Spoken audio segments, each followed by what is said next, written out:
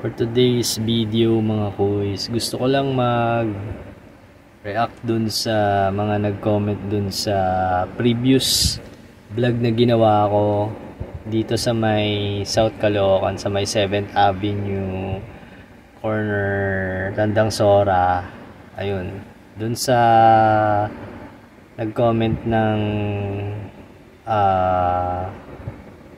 na-interrupt ko daw yung mga question nung mga in-interview ko before dun sa dalawang na-interview ko. Unang-una dun sa nagtitinda ng potato chips vendor, si Winston yun.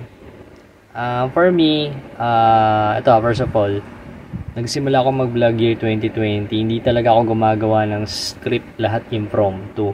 So, kapag hindi siya nagsalita, bali ang mangyayari doon is dead air.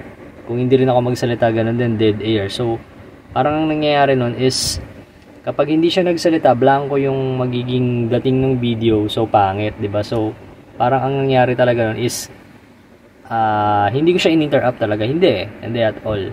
So, tinitignan ko, inayaan ko na lang na ituloy yung video. So dun sa second interview ko naman with Nanay Nora, dun sa seller ng veggie ball and ng ano ba yun, nakalimutan ko na, ng anong tawag dun, yung parang kalimutan ko na yung tag, butcherol tawag yun.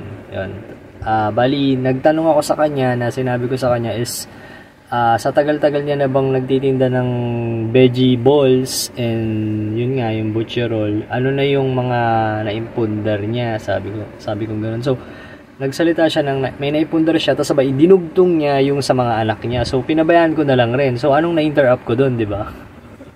So, hindi ko ini-interrupt kasi yung interrupt na word is hinarangan. Hindi ko hinarangan, hinayaan kong magsalita si Nanay Nora doon sa sinasabi niya, di ba? So, ayun lang, di ba? Hindi naman ako nakikipagtalo dun sa mga nagko-comment.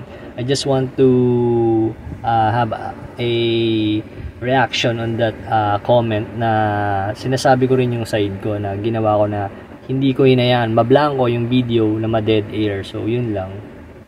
Peace. This is your Kuisland. See you soon on my next vlog. This year of 2024, mas magiging more relevant dun sa mga gagawin nating videos na darating soon, and mapapakinabangan ng marami sa atin, and makakapulutan ng aral para magamit natin sa pang-araw-araw nating buhay. So this is your Kuislands. Peace. Lagi tayong mag-ingat, gawa ng mabuti sa kapwa, syempre, at lagi tayong maging healthy, proper diet and proper exercise, diba? Prevention is better than cure. Yan. It's my life.